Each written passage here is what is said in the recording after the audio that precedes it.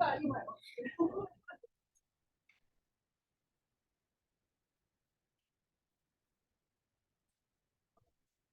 And it never comes down. So it's with great pleasure that we are having with us this morning Dr. Suzy Ames, and she is the 7th president of Peninsula College. Joining the college, she was selected secretary of the board for the Column County Economic Development Council and as a member of the executive board for West Sound STEM.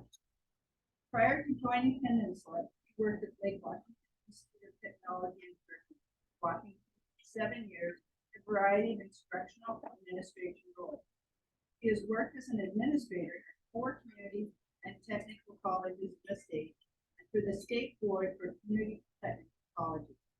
He holds a doctorate in educational leadership for change from Fielding Graduate University, a master's in business administration from City University, and 2 bachelor's degrees in political science at the University of Washington.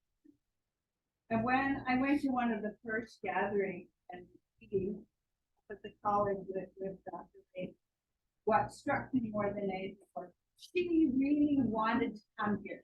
She worked, she designed her life work, got 10 years to come here. Wow. So it's with great pleasure. I have Dr. Ames, come on up. Okay. It's true. I literally have been wanting my life to come here to be president of Peninsula College. I've been working in the community technical colleges for 23 years in Washington State, and for many of those years, navigating this path to be a college president was extremely complex and challenging. And for the last 10, as I think about like what kind of college do I want to be at, what do I want my signature to be, it was very clear that Peninsula College was the college I wanted to be the president of, and tons of stars and moons had to align to make that happen. So the fact that it actually did, and even then, has far exceeded my expectations. It's been such an amazing ride since July, so welcoming, and tons of new exciting things on the horizon for the college, and I'm happy to share today. So thank you for inviting me. I've been on the circuit of the Red and the Lions and all the service clubs, and this is I think my last one, so I have even more new things to share than I did from earlier this summer. So happy to come back. I was thinking maybe I might go on the circuit annually just to give folks a regular update. So so this won't be the last time. So I'm guessing there's a few of you who might not know about the college and something we've been. So to no surprise, COVID impacted us just like it did everybody else. We were primarily a remote online institution for 2 years, and we're back now. 65% of our classes are on campus at least 1 day a week, if not full time. And there's so much more life and excitement and energy on campus. It's just really great to see. So the new normal in higher education is what we call high flex. High flex is where some students have the option to be in class on campus, and students also have the option to be tuning in remotely. High flex is an extremely challenging learning environment for the faculty because they have to navigate students in the classroom and students online. So we are growing and getting there. It's not going to be an overnight switch, but we even have a demonstration lab in our library to help faculty learn the techniques behind high flex learning. We also will always have fully online classes, and we'll also always have fully face-to-face classes. With the pandemic, we're really just trying to read the tea leaves to see where that is and what that sweet spot is for students. What we're seeing is more students are starting to come back since the pandemic, but many more are coming back part-time and not full-time. Makes not surprising to me. They're balancing work, they're balancing life, but I'm glad to see they're starting to infuse higher education back into their mix. So a few things about the college. We're at over 35% of our students are under 20 years old, and 20% are in that sweet spot at 2024, kind of your typical college going rate. We're a predominantly female institution. This is a trend across the country that's very disturbing to me and others. Men are not seeking higher education across the college at the same rate as women. And we're trying to get to the bottom of that to figure that out. They're not going into the military. They're not necessarily going into the workforce. Parents' basements playing video games. We're really not sure. It's a disturbing national trend that we're trying to get on top of. I even went to a conference a couple weeks ago in New York to try to get at the bottom of how we can get more men into higher education. And in particular, it's men of color who are not seeking higher education. So we really, as a community, as a society, want to try to figure out how to get to the bottom of that. 14% of our students are first generation. That means their parents did not go to college, so they're navigating this new life of bureaucracy all by themselves. 3% of our students are international, and 10% of our students work while going to college. I expect that number to rise when we look at current 2020. You skewed the students of color. I'm interested. That seems like a pretty high disproportionate percentage. Yeah, 32% of our students of color. That's typical for a community college. So if you look at the racial demographics of a community college versus a four-year university, we're the place of open access. We have lower tuition. We're a place that no matter where you are academically, you come in and we get you ready for college level and successful. So we're really thrilled to be able to serve things. So our most popular programs, number one is the transfer degree. That's the traditional associate's degree that students then take with them to go on to a university. It's an amazing deal. It's about 1/3 of the cost of your traditional university. I'm a product of a community college and UW. I took my 2 years at Edmonds College, and then I transferred to UW. It's a great way to get your gen eds in a small class size with faculty who really want to teach, pay lots of attention and care to the students. And then you can go on to the big dogs and then at the university. Nursing is our top tech program. Family life is our second most popular professional technical program. This is our early childhood development center where we've got kids in our child care center where it's not just daycare, they're actually learning from the time they're little tots. And parents who send their kids there are required to take a parenting class. So we can come take what we're teaching in the classroom for the little ones and enhance it at home with the parents as well. And then our other most popular professional technical program is addiction studies. So these are the folks who are going to go work in the drug rehab clinics. And I'm sorry to say that there are a ton of jobs in that field in our community. And we also have a ton of students in that program. One of the new changes that we're adding starting fall quarter, September 2023, will offer a bachelor's degree in behavioral health. So these students who are getting a 2-year degree in addiction studies will now be able to get a bachelor's degree in behavioral health. And if they want to, then they'll be able to go and get a master's degree in social work. So a really awesome career track for folks who have a lot of passion for working. So 37% of our students are coming to us with the intent that they're going to transfer to a four-year university. 34% are in a professional technical field, so nursing, welding, multimedia design, a broad range. 10% of our students are in basic education. So those are students who are getting a high school diploma or they're learning English as a second language. And our goal is to get those folks, not just to get their high school diploma and learn English, but then also go to college and take college level classes as well. So I often get asked, how much does it cost to go to college? So tuition and fees is $4,830, which is again about 1/3 of the cost of a four-year university. So it is a screaming deal, and yet that can seem like a lot of money to a low-income student. And we'll talk about how to supplement that money. And then books and supplies and transportation and room and board and all of that. So, and it's all said and done, if we need the entire cost of education paid for, it's $20,000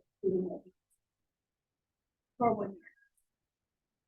So there is more financial aid available to low-income students than in my 23 years in higher education. I'm super excited to see that for low-income adults, there are a significant amount of grants that don't need to be paid back, scholarships as well as loans.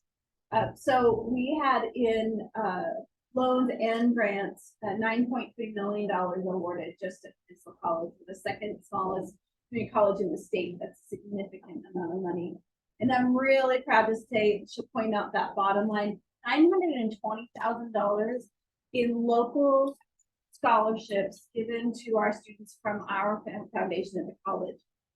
This is not federal money. This is money coming from folks like you who donate to the college to pay it forward to give scholarships to future students. So there's nothing more rewarding than knowing that you might have benefited from the power of higher education and you're giving that opportunity to someone coming after you. So as a tiny college, $920,000 in 1 year is a phenomenal amount and way more than a lot of the big colleges out there.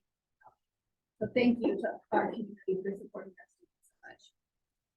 So Pell Grant, fortunately, does continue to increase in the amount of awards every year, up to over $6,500.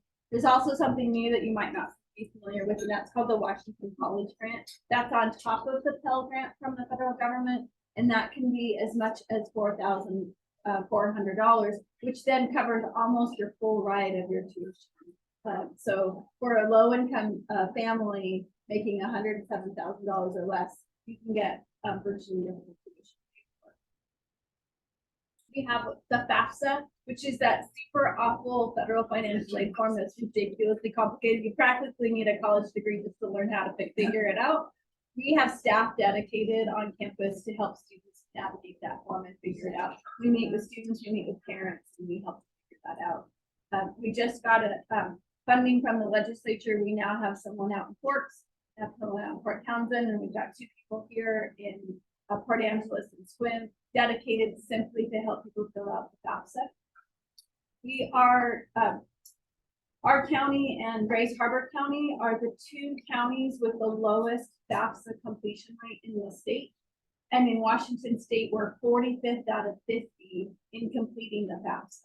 So if you don't complete the FAFSA, like you don't get in that game of getting any of this other money. So the legislature is really trying to turn those figures around and give us the staff support to go out and put this in front of students and sit down with them and walk and hold their hand through the whole process. Because it is very, very daunting. There's no question about it. The federal government does not do us any service when it comes to the FAFSA. We also have a program called Worker Training. This is for adults who've been working in an industry and maybe that industry turned and they no longer, that job is no longer there and they don't have the skills to navigate to another industry. Timber industry is a perfect example where when those jobs went away, the worker retraining program is there to help you get retrained. And it's a full package. You get your tuition and you get your books and you get your life expenses paid for. So you can go and get retrained and get out to another livable wage job. It can cover childcare, transportation, and a whole suite of programs. And we have dedicated staff who sit down with folks who might be eligible and walk through the entire bureaucracy to help get them just directly into classes and into a new economic stability. So I think it's important to look at what's the economic impact of the college. A lot of us in the room have gone on to college and we know the power of higher education, but the college itself is also an economic driver in the community. So we spend a lot of money being a large organization. We pay our employees a livable wage job, which they can spend that money out in the community. Our students are getting funding potential. So we've actually been able to put a dollar amount to some of this economic impact. So the college's operating budget is $5 million, and 65% of that goes back into direct money that we spend specifically in Fallon County and Jefferson County. So things like the foods that we purchase, the utilities that we pay. So we're a significant tax contributor to Fallon County. So we also have 275 employees who are also earning livable wage jobs and contributing to back to the community. We're one of the largest employers in Fallon County. I believe we're just second after the hospital. So, we pay our employees, a livable wage job, and so then the theory is that, $4.2 million of that every year is then contributed back into the economy. We have 2,500 students, so, those students are living here and they are contributing again to the local economy. So in total, we figured, almost $30 million every year is contributed to the local economy because of the operations of the college. And it's also a direct correlation. When you go to college and you get an education, you're going to be able to increase your salary and your earnings. So we offer 15 bachelor's degrees, over 350 associate's degrees, different types of high school certificates, and then students getting just a variety of college credits. So we're growing, and there's lots of new things on the horizon for Peninsula College. I'm really thrilled to tell you about. I didn't realize we were all coming at one time. Get them all up here so we can run through the. Okay. So currently just starting this past fall of 2022, a new paralegal associate's degree, a new photography certificate that emphasizes drone technology, a new media tech certificate is coming in partnership with the Field Arts and Events Hall. Students will learn hands-on at field how to run all the behind the scenes equipment. We have a new tribal homeland security program in partnership with Pierce College. We also, you might have read Paula's stories in the PDN about the bookkeeping certificate in partnership with Grace Harbor College and the EDC that's launching just right now. And a super new exciting grant that we got from the state of Washington, $880,000 grant to be able to offer free commercial driver license training to anybody who's interested. That's a significant grant for us, a wonderful high-paying job that you can get with just a little bit of training, and now that training will be free. Next fall of 23, you can expect Peninsula College to look very different than it does today. A significant number of new programs are in the works. This is just some of them, and I can't underestimate the significance of starting multiple programs all in 1 year. It's really a sign that we're coming back. We are putting the pandemic behind us, and we are growing, and we're creating professional technical programs that are in direct alignment to jobs that are right here in our community. So we closed our auto repair program a few years ago. It's coming back, and it's going to have an emphasis in electric vehicle technology. That's in feedback that we're receiving from our local employers, particularly the dealers. They're telling us they want graduates with a short-term certificate with a combination of how to turn a wrench to here's your introductory education into electric vehicles. So this is going to be a short-term 2-quarter certificate, and there's jobs right at the end of it with our local employers. We're really trying to get away from the concept that you need to go to college for an entire 2 years before you can go out and get to work. We want to chunk it up and give you the most salient education that our employers tell us that you need, then you can go out and get a job. You can always come back and get more education and dive deeper into it, but we want to get you the basics that are going to go out and get you started in earning that, increasing your earning potential. We have an amazing welding program, and we're going to add to the welding program electronics and furnishings to complete the entire suite of marine manufacturing. So think about building a boat, an aluminum boat from beginning to end. We're going to offer all of those educational programs. And again, those will be chunked up into short-term certificates. Bricks and Stavey Craft are hiring like you wouldn't believe.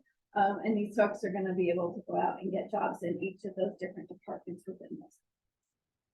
I mentioned the behavioral health bachelor's degree. I'm also super excited about a new program that's coming out to our Forks campus. It'll be based in natural resources. It's going to start with a short-term certificate, and then it will grow into a 2-year associate's degree. The employers out in Forks are desperate to hire folks with skills and experience in natural resources, fisheries, and forestry. And I'm really excited to be able to offer a career training opportunity in that isolated community, where folks can live and grow and work out in the community that they're currently living in. We're starting a new virtual office assistant program, and there's more in the works between next fall and fall of 24 that are super exciting.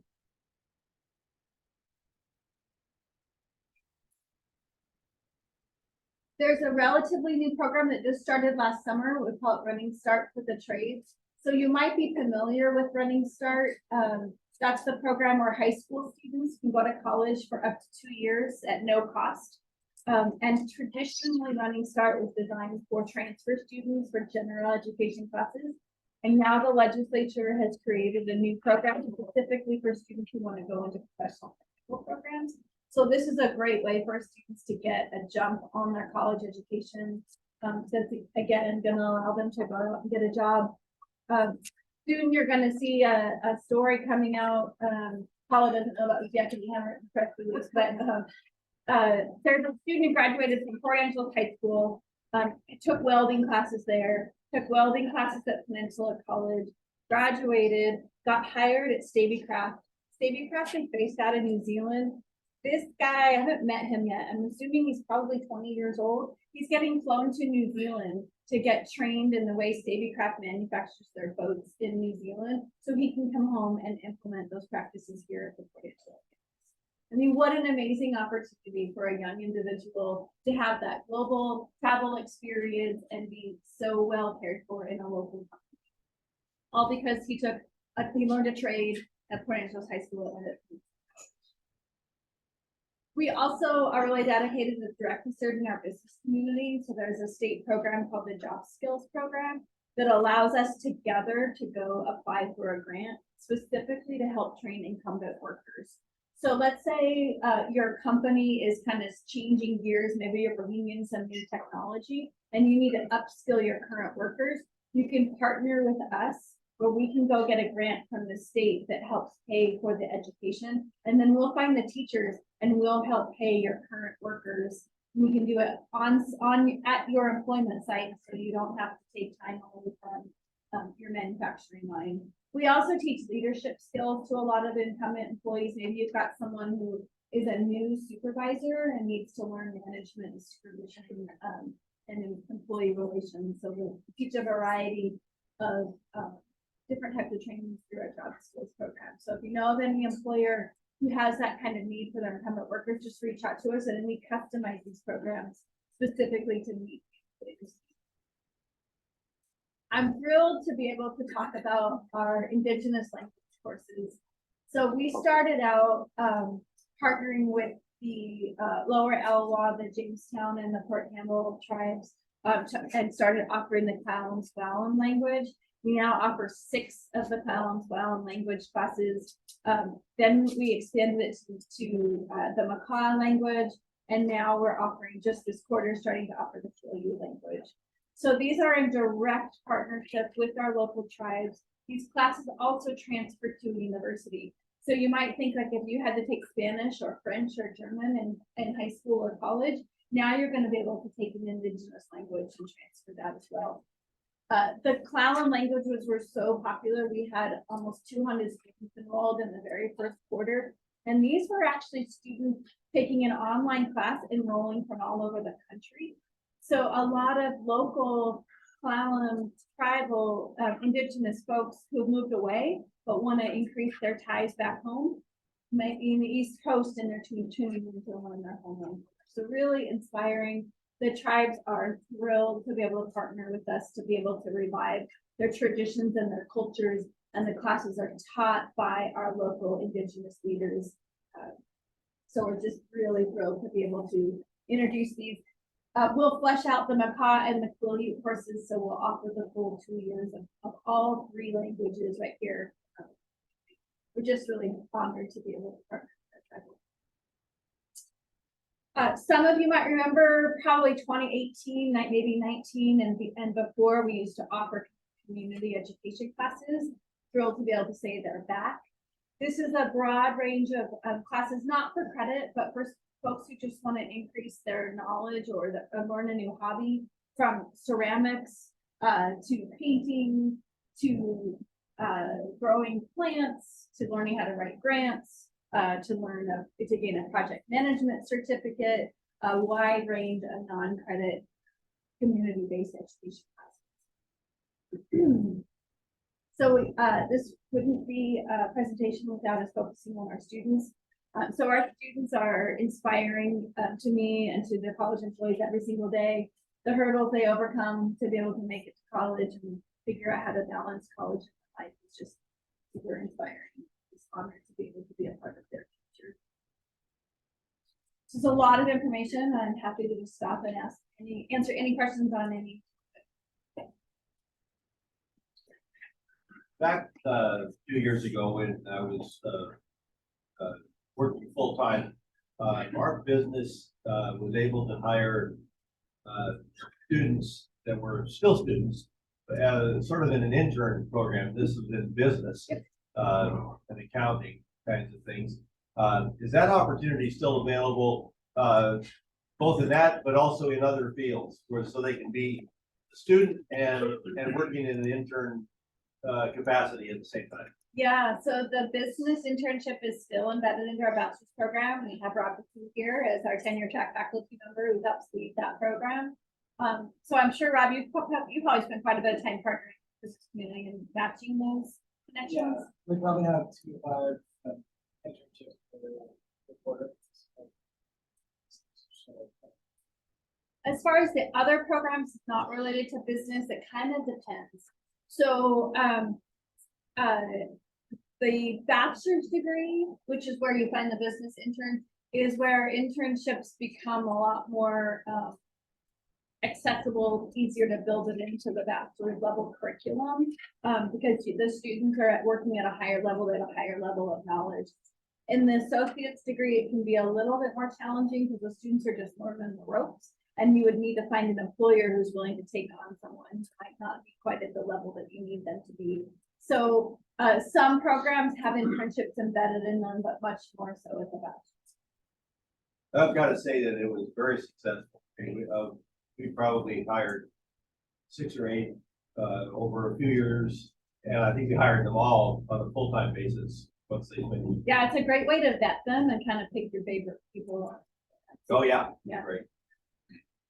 What direction are the healthcare programs, medical assistant, phlebotomist, dental hygiene? Yeah. What direction are they going? Yeah, so dental hygiene will be coming fall of 2024. If and when, not if, but when we get through the accrediting organization specifically for dental hygiene, we also need to raise a significant amount of money to create a dental lab.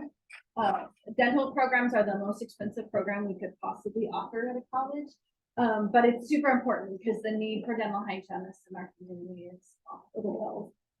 So that program will be starting fall of 2024. We have medical assisting, we have phlebotomy, we have nursing. Those programs are all very successful. And we're holding a healthcare summit in February with our healthcare employers across Clallam and Jefferson County, from the tribal-based healthcare operations to OMC and everything in between, to try to figure out what future programs they need us to offer. So we pretty much stand at the ready. When an employer tells us they need a program, we do the analysis to figure out if there's an ongoing stream of demand, and then we try to get the program. So we'll learn more in February what the next professional technical program in healthcare. Are you able to provide an update on the degree? Yes, so we are going to do a K-8 teacher education bachelor's degree, also fall of 2024.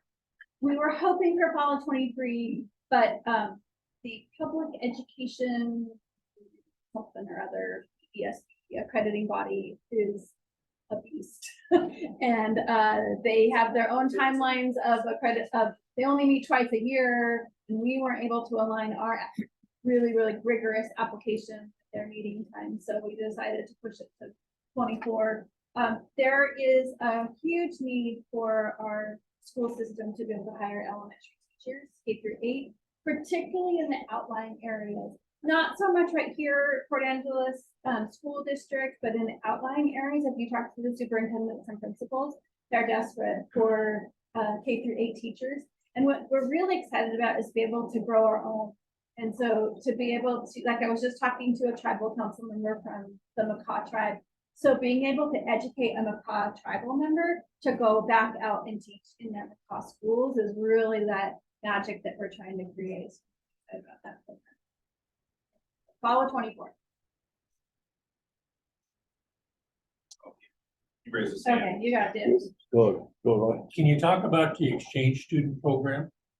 We don't have a formal exchange student program. We hope to grow that over time. But right now what we do is we do have an opportunity for international students to come here and teach and learn. We don't have a program where our local students go overseas. But we do have an international education program where we recruit students from all across the world. We have students from Korea and Japan and England and Australia, Norway, the list goes on. We have 40 international students right now. We hope to grow that to 50 by next fall and grow even higher. Back in the day, we had as high as 140 international students. I don't see those numbers coming back to that level anymore. We're really committed though to international education. So there's a lot of our local students who have never traveled overseas.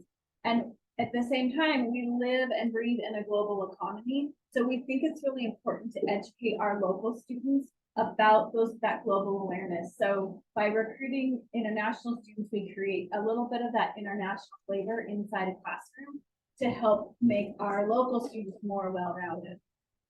In addition, international students pay 4 times as much tuition, I believe, 3 times as much as a local student.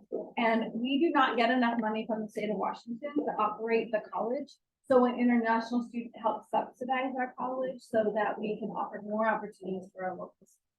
So there's a variety of reasons we recruit international. So, my little brother was a condition of going to DC for, I think, 1.5 years, 2 years, transferred to University of Idaho. He's now a very successful mechanical engineer. But my question is when he transferred to University of Idaho, his math credits that he earned at PC were not accepted.